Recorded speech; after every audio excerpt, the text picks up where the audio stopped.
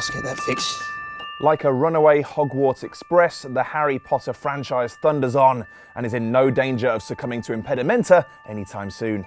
This year alone, Potterheads, well, those lucky enough to get a ticket, have been treated to spectacular two-part stage production Harry Potter and the Cursed Child, and 4 new short stories from J.K. Rowling, collectively titled History of Magic in North America. Far from being the result of a random outburst of creativity, this quick breeze through witchcraft and wizardry on the other side of the Atlantic is in fact light background reading for the latest film in the Potterverse, Fantastic Beasts and Where to Find Them.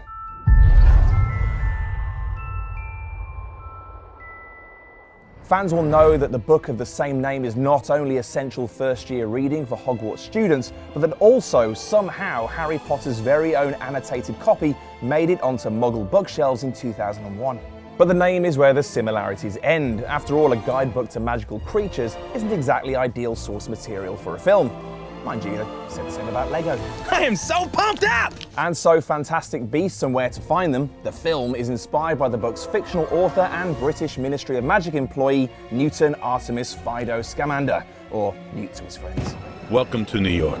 It's 1926, and tensions between New York's wizards and No-Majs, that's what Americans call Muggles, are running high.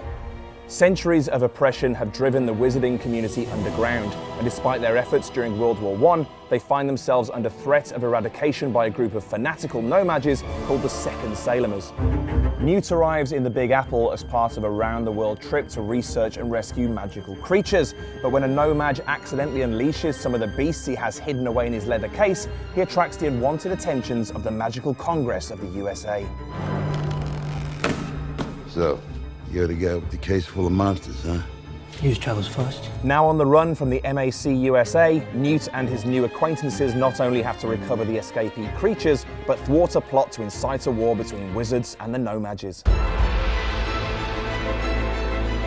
Newt Scamander is a magizoologist, that is, he specialises in magical creatures, who was expelled from Hogwarts and found work at the Ministry of Magic. After finding his calling in the Beast Division of the Department for the Regulation and Control of Magical Creatures, he was commissioned to write a book detailing magical species from across the globe. In Fantastic Beasts, we join this eccentric, softly spoken wizard shortly before the publication of the book on a supposedly routine stopover in New York City.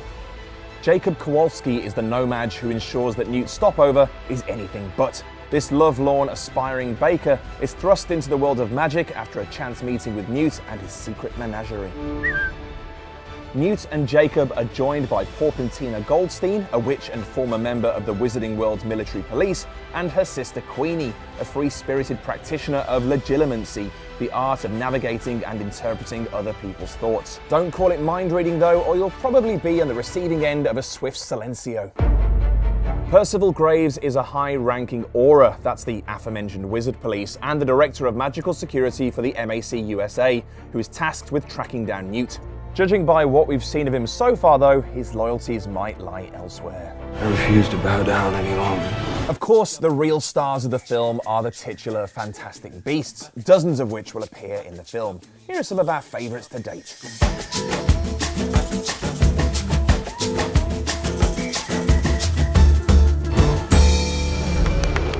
I want to be a wizard.